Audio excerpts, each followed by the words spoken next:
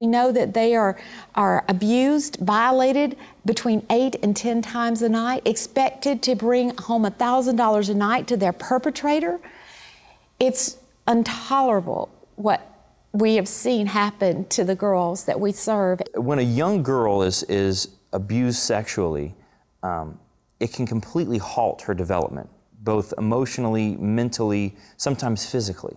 And so what will happen is you will have a girl who continues to age, and maybe she'll be 13, 14, 15 years old, or maybe she'll be in her 20s, but she's still thinking at the age where she was first abused. And so in cases you have girls that have the privileges of a 16-year-old, maybe they're out with their friends, but they still have the thinking capacity and the learning abilities of an 8 or 9-year-old. Now if you gave an 8 or 9-year-old the privileges of a 16-year-old to go out and do whatever, they're not going to have that decision-making skills to be able to know what is wise and what is not wise. And so you have a lot of girls that are being exploited because they don't know better, because they were abused at a young age. When there's trauma, that happens actually on the right side of the brain. However, talking happens only through the left side of the brain. So in order to engage those types of traumas, talking is not the only way to be able to do it. You can't just talk to these girls and get the type of results that you're going to need. You need creative solutions that are going to help get into that right side of the brain. That's why we engage our girls in a pet therapy program where we bring in dogs or we take them to go work with horses. We do art therapy with the girls. We do music therapy. And these are the type of therapies that are going to help engage the part of the brain where the trauma has actually taken place, so that way they can begin to develop again. We've seen girls who come to us and they hadn't been in school, and one of the things that we offer them is a personalized education plan where they come in and it's almost like a homeschool. We have 2 master level teachers and academic mentors that we train that are volunteers, and they set their own pace. And it's amazing how quickly they catch on. They're smart girls. They've had to be smart. They've had to be entrepreneurial just to live in the situation that they've been in. And when you put it in a situation where they can be doing good for themselves, they just fly. And we're seeing girls gain credits 3 times faster than if they were in traditional schools. It's been a beautiful journey of watching girls complete high school and even go on to college and technical school while you are serving them with God's love and God's care and excellence. He just does amazing things. Our clinical director for our girls program is one of the most brilliant people that you'll ever meet. She works so closely to create a personalized program for every single girl. She's being sought by programs all over the world just to consult with them. Then our program director, our clinical director for our women's program is equally as talented in being able to work specifically with women, with different emotional issues. You're talking about all these different presenting issues. The women that come into our program, they may have addiction problems, they may have eating disorders, they may be depressed, they may have a whole range of issues, they may have multiple issues. Those are called presenting issues. It's our core belief that if you treat a presenting issue, then the core issue has not been dealt with. So the woman is going to disengage from whatever presenting issue she's presenting at the time and go to another presenting issue. And you're not going to find true healing or true change.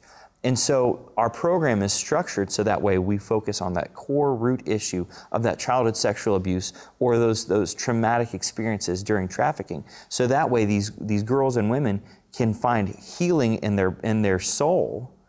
So that way there is no presenting issue anymore because there is no core issue. As much as you want to preach the gospel to them, they're really not that open to it at the beginning. So the best way you do it is the way you love and serve them. But it's amazing how, as they have been in this environment of love, they begin to seek God, and we see them move toward Him while we get to serve them. It's been a journey of ups and downs, many tears, and many and sometimes many failures because you're wanting so much, and there are so many obstacles around freedom for the girls and but yet God is so much greater than anything they've been through, and we have seen that time and time again. Our mindset is that we don't want to use the Bible as punishment for the girls. But at the same time, we see a spiritual element surrounding the girls and women. Just walking into the cottage, you can feel just a presence of peace. And a lot of that is because of the attitudes of our workers there. It's just very easy to see God's love through them. The average lifespan for a victim of trafficking is 7 years past the date of their first transaction. So very few girls that are trafficked starting at 12 and 13 will wind up being old enough to be in our women's program, because most of them will die. For victims of human trafficking, the top 2 causes of death are HIV or AIDS and violence and homicide. Most of the girls are trafficked online right now. We know that there's some street activity that happens around strip clubs. Within a 5-mile radius, there's the trafficking of minors happening. We also know that there are escort services that kind of shadily do it if they call in. But Craigslist is no longer a source, but there are other online sources that are advertising young girls for sale. We know that many predators are vicious about getting on sites where they know girls are.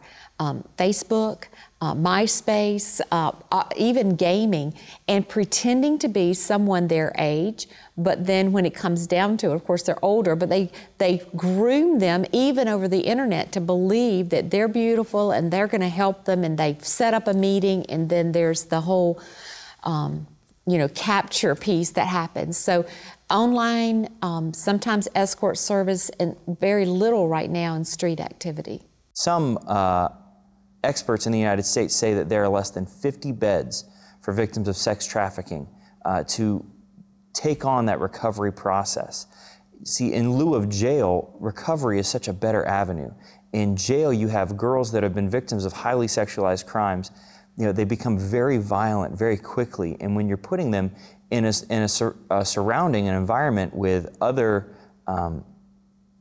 children that have had a lot of issues, they can learn a lot of really bad habits really quickly. And so a better place for them to receive their treatment is in these home-like shelters that Wellspring has.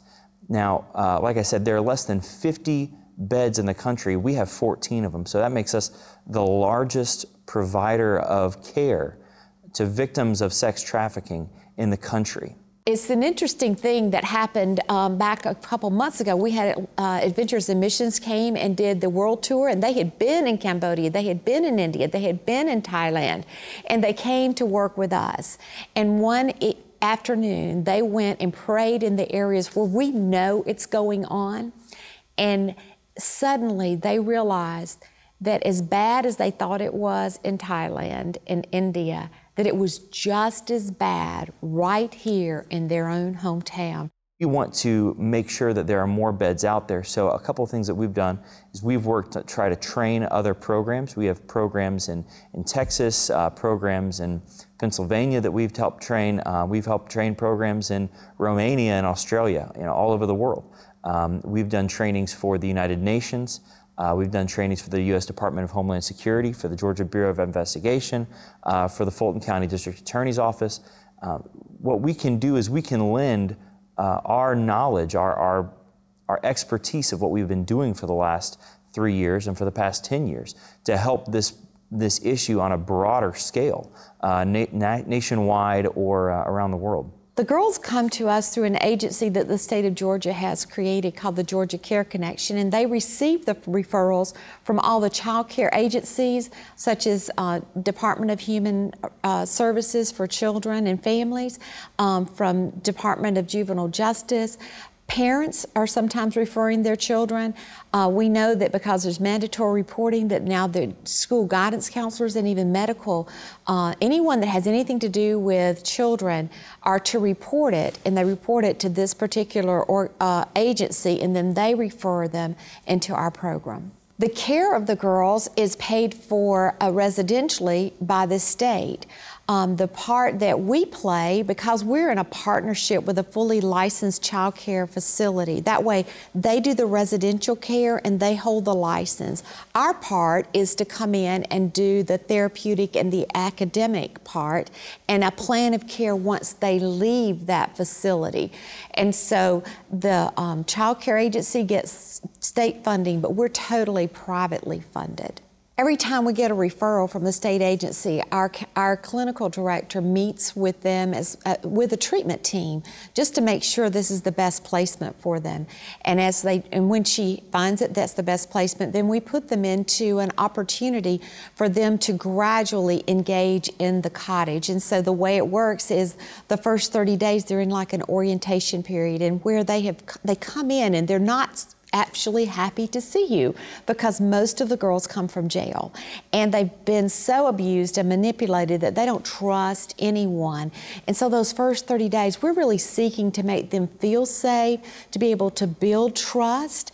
And so in that process of doing those things, we see them open up, begin to start wanting to get back into school, and then they open up and the walls begin to fall down so that they can really deal with the woundedness that's happened in their lives, not just through the trafficking, but it goes way back into some family issues that you have to dig real deep to help them walk through. Our women come to us voluntarily. They come to us because they've reached rock bottom and they want to change. Whereas our girls are ordered there by a judge, a social worker, or maybe someone else like a probation officer. Both of our programs are in separate locations. One location is on the north side of Atlanta, one's on the south side of Atlanta.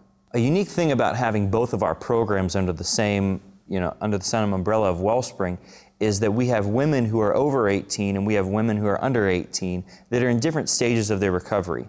And many times we can get those women and girls together for dinner, and the girls can see these women who are older than them and see that there is hope, that if you follow what is taught, that you can have recovery, that you can be whole again. And our women can have perspective on the girls and see, wow, these girls were, maybe like I was when I was that age, or maybe even I didn't even have it that bad when I was their age. Whatever the case may be, we can provide perspective and encouragement for both parties by bringing them together, and that's a really unique part about our organization. When girls come into the program, the first thing that happens, as I mentioned earlier, is that they go through like an orientation phase where they get to like make their room for them. It's a beautiful room where they are able to live. Every girl has their own room and their own bathroom. One of the core beliefs that we have is that the environment that we set for the girls has to reveal that we believe their girls are worth. And so their rooms were actually decorated by interior designers and made absolutely gorgeous. And so they get a bulletin board and they kind of make it their own little place.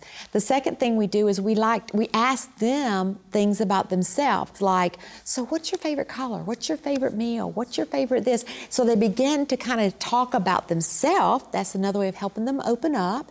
During those first 30 days, we're finding where their credits are, here, there, and everywhere, and we're combining all of that. We are working with a partnership with a non-traditional, fully accredited high school, so that everything they do with us goes toward their high school credit. Pull that together and then sit down with the girl and with her family, and we create a plan of how she's going to get back on grade level or finish high school if possible. And so all of those things happen at the beginning. And then the girls go through what was called a phase system. What we've discovered, and it really works with all people, you have to have a motivation to stick at something that's not easy. And so with the women, we had to find, well, what's the thing that's going to motivate them? You just add privileges, you add things to encourage them to stay on the journey. And so with the girls, that same thing, we want to encourage them and spur them on to love and good deeds. And so the phases, the more they check off certain things and the way they respond, they get more privileges. And so as they go through their phases, then they move toward the time when they're ready to transition out. And this includes, going on field trips. It includes having passes to go home or to that safe family member over the weekend, helping to normalize them. That's one of the things you're wanting to do. Let them become a normal teenage girl.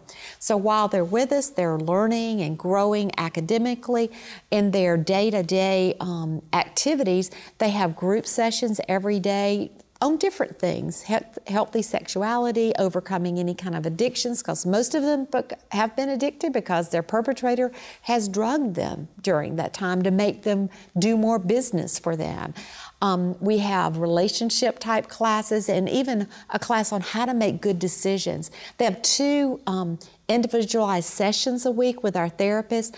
One is focused on really dealing with the pain, and we do it through trauma-focused therapy and also through a therapy called EMDR, eye movement. It's basically a distraction so that you can go down deep to the pain, but realize that where you felt you were helpless, there is a strength to help you go forward. And of course, that strength is in God. And then one of the sessions is really planning for the future. You look back to the wound, but we always want to point you toward a good future. And so those are the academic and therapeutic things that are going on. But if you think about it, these girls have not had any normalcy as being a teenage girl. And so a lot of things that you learn from a mom, they haven't had the opportunity to learn.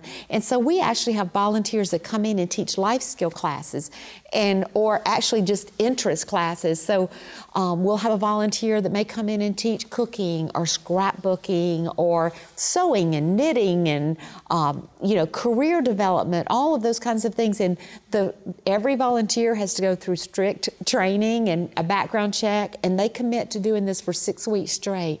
Consistency is so important in recovery, and we believe that true recovery is through relationship. And if you think about it, that's what it is with us. It's through our relationship of recovery with the Lord Jesus Christ that we are saved. And so if we're ambassadors of Christ, then as we work with those who are in deep woundedness, we have to build on relationship. It's not about preaching down, it's about walking beside. When our girls are going through our program, we use education to engage with them, because at first when they come in, they're very standoffish and they don't want to participate in the program. So we give them a personalized education program, and we try to help them gain high school credits at a quick speed, so that way they can get, first of all, a self-esteem boost to see that they can be successful in academics. But second of all, what we can do is we can show them that our program works, and they should trust us, that they can see that we're on their side. And what happens is a girl will come in the program, and we'll work really hard to develop that first high school credit. And when the girl earns that first high school credit, it's like a light switch flips on for the girl, and she wants to engage in every part of it, both therapeutically and academically. And so we had an example of a girl that came into our program. She had dropped out after 9th grade, and so she had only finished 1 year of high school, but yet she was 17 years old. She was going to, she was going to be 18 shortly. And she worked very hard. We helped her set goals. We put goals in front of her, and she actually set her own goals for a lot of this. And through a lot of hard work, she earned credits at 3 times the rate of a traditional student. And in 9 months, she completed 3 years of high school and graduated from high school. And actually last fall, she started college here in the state of Georgia. She has dreams, she has aspirations, and she is going to be able to realize those. Whereas only a few years ago, she was sitting in jail. And we like to say that in a year, she went from a jail cell to a dorm room.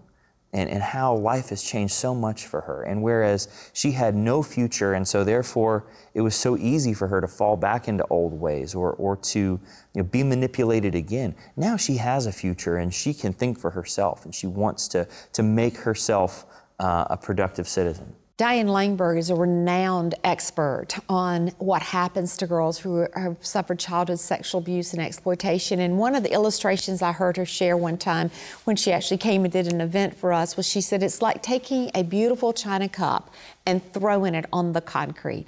Every part of her life shatters. They are physically, of course, hurt. The very first girl we were able to serve. She was 21 years old, but her abuse happened when she was 5. She'll never be able to have children.